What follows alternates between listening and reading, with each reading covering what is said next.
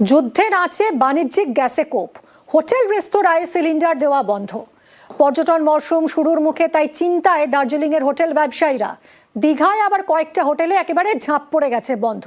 আলিপুরদুয়ারে hotel রেস্তোরাঁয় মেনুতে কাটছাঁট করা হচ্ছে।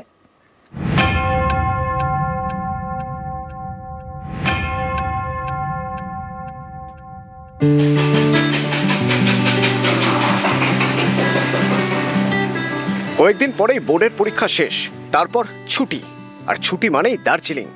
কিন্তু সেই দার্জিলিংয়ে এখন চিন্তায় পাহাড়, চিন্তায় হোটেল রেস্তোরাঁ মালিকরা, কারণ বাণিজ্যিক সিলিন্ডারের সংকট।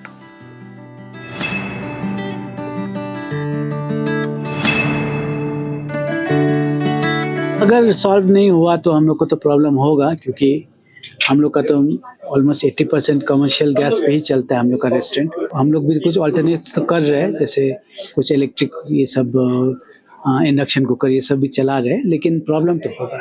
इससे टूरिज्म में इफेक्ट पड़ेगा? बिल्कुल पड़ेगा।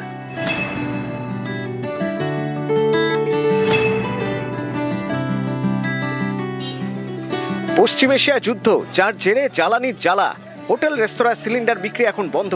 তাহলে হোটেল রেস্তোরাঁগুলি চলবে কিভাবে?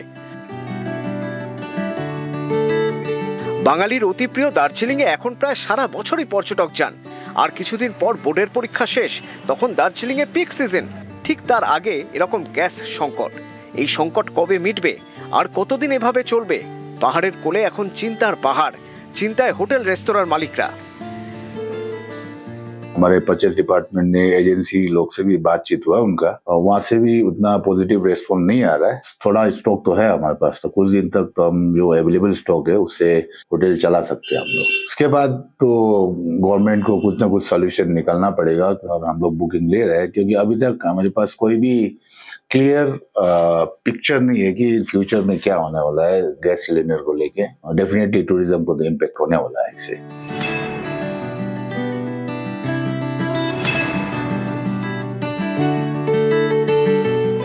আলিপুরদুয়ারেও কমার্শিয়াল সিলিন্ডারের সংকট।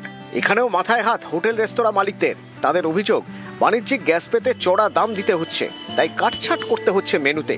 কিন্তু এভাবে আর কদিন? এই সংকট না মিটলে তো হোটেল রেস্তোরাঁয় ঝাঁপ পড়ে যাবে।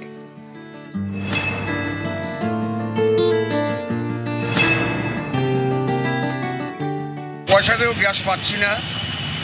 দোকানে যেসব আইটেম ছিল, এখন আইটেম আমরা অর্ধেক করছি।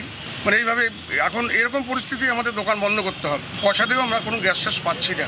হচ্ছে কোথায়? এটা তো কমার্শিয়াল তো হচ্ছে না। কমার্শিয়াল 3 দিন আগে 4 দিন আগে আমরা যে কমার্শিয়াল আনলাম 1890 টাকা, এখন আবার আজকের বাজারে শোনা যাচ্ছে 2500 টাকা। সমস্যা তো হচ্ছে, ডেলি ধরুন আমাদের 2-3 করে গ্যাস লাগছে, তো সেখানে পাচ্ছি না, পেলেও 2-3 দিন ওয়েট করতে হচ্ছে।